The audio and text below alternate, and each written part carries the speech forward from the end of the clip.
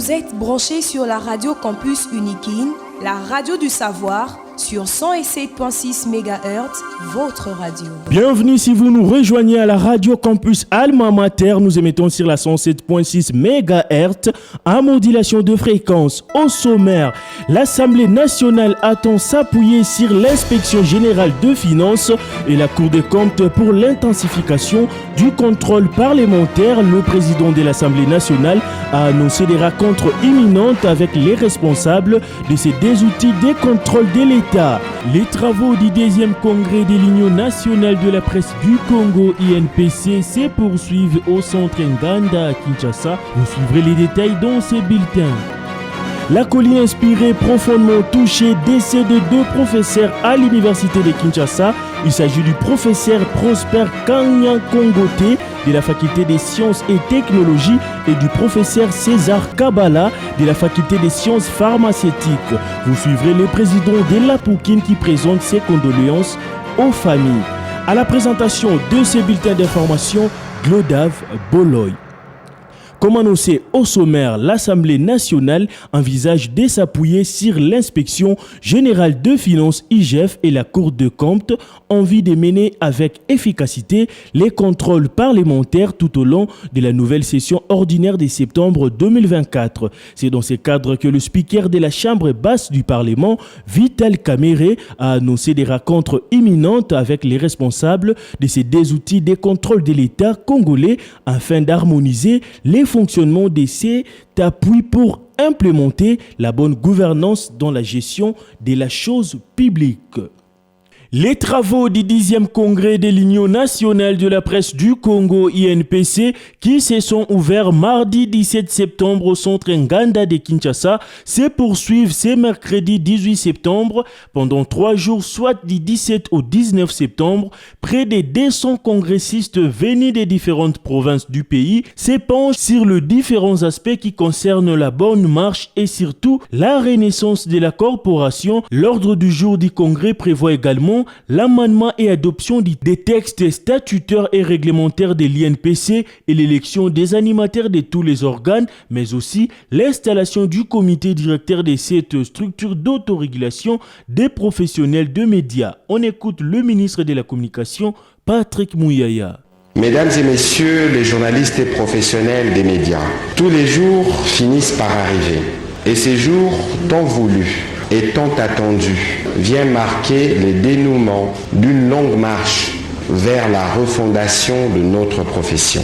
C'est ici l'occasion de féliciter les différents acteurs, avec en premier son Excellence Monsieur le Président de la République, chef de l'État, Félix Antoine Tshisekedi Tshilombo, qui nous ont engagés par sa présence et ses mots à amorcer le processus du changement de tout l'écosystème des médias en République démocratique du Congo. Dans sa suite, j'aimerais saluer le leadership de Madame la Première ministre chef du gouvernement, Judith Suminwa Tuluka, qui a bien voulu réserver dans l'axe 4.5.1 du programme du gouvernement 2004-2028 la poursuite et le parachèvement de la réforme du cadre normatif et institutionnel de l'écosystème des médias.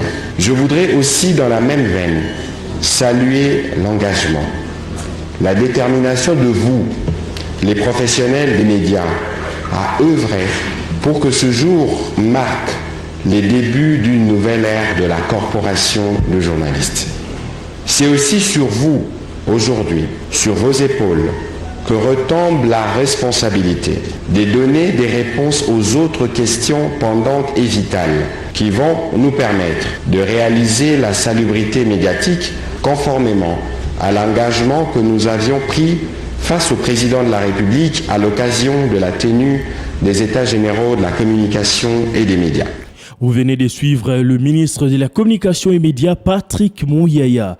À Kinshasa, Jean-Pierre Lacroix dévoile une vaste peinture murale contre la désinformation en prévision de la Journée internationale de la paix célébrée chaque 21 septembre. Le secrétaire général adjoint des Nations Unies chargé du maintien de la paix a procédé à cette inauguration mardi à Kinshasa. Il faut noter que pour la Journée internationale de la paix, cette année, le thème retenu est promouvoir une culture jour de paix. Cette année marque également le 25e anniversaire de l'adoption de l'Assemblée générale de l'ONU de la déclaration et du programme d'action sur une culture de la paix. Les Congolais travaillant dans les maisons des commerces des Chinois, Libanais et Indo-Pakistanais ont décidé de reprendre leur mouvement de grève. Suspendu il y a près d'une semaine après implication de l'hôtel de ville, ils expriment leur mécontentement suite à la non prise en compte de leurs revendications comprises dans leur cahier des charges, dont l'augmentation des salaires et son actualisation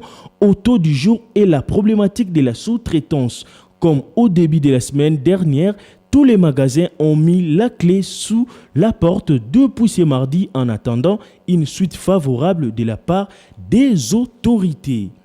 Le comité exécutif de la Confédération africaine de football CAF a, après une réunion tenue à Nairobi, annoncé officiellement l'organisation de la 8e édition du championnat d'Afrique des Nations de football CHAN 2024 dans 3 pays, à savoir le Kenya, l'Ouganda et la Tanzanie. Le tournoi se déroulera du 1er février au 28 février 2025. Cette compétition aura 16 sélections composées de joueurs évoluant uniquement au niveau local.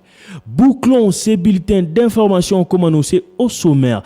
Décès de 2 professeurs à l'université de Kinshasa.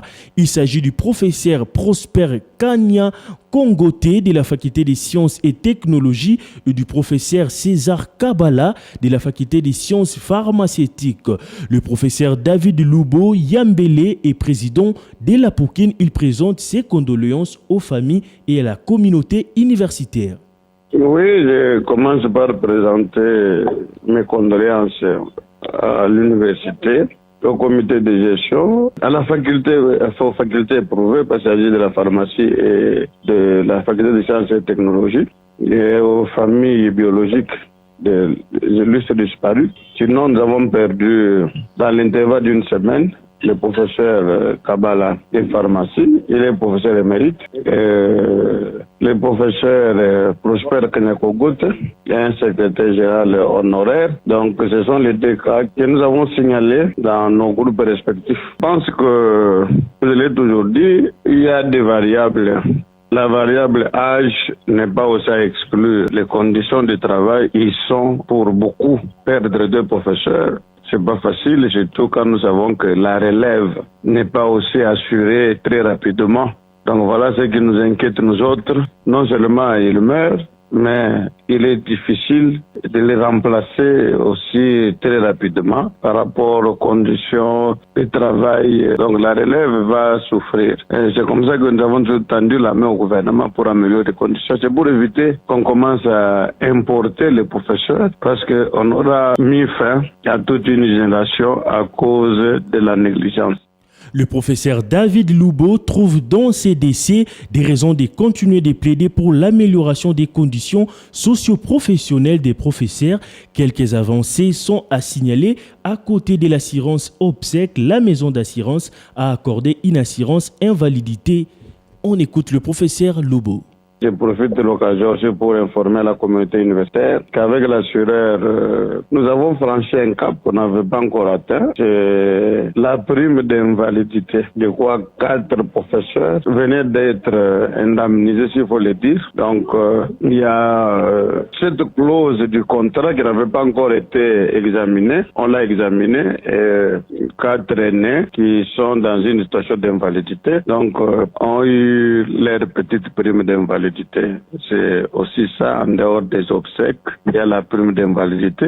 En dehors des soins de santé, il y a cette prime-là qui venait d'être payée à 4 de nos aînés. Des propos recueillis par Jean-Paul Mbouya Koutoumissa. Vous l'avez compris, c'est la fin de ces bulletins d'information présentés par Glodav Boloy.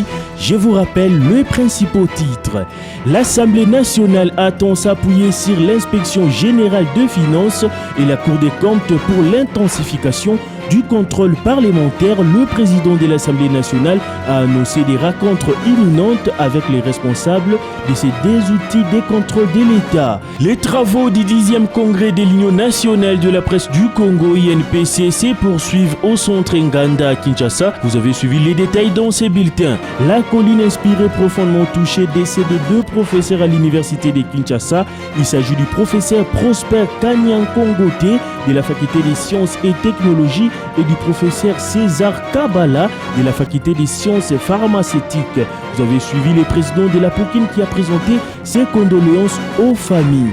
Concours rédactionnel Jean-Paul Mbouya Kotoumissa, Jonathan Kachama à la réalisation Emmanuel Boutela.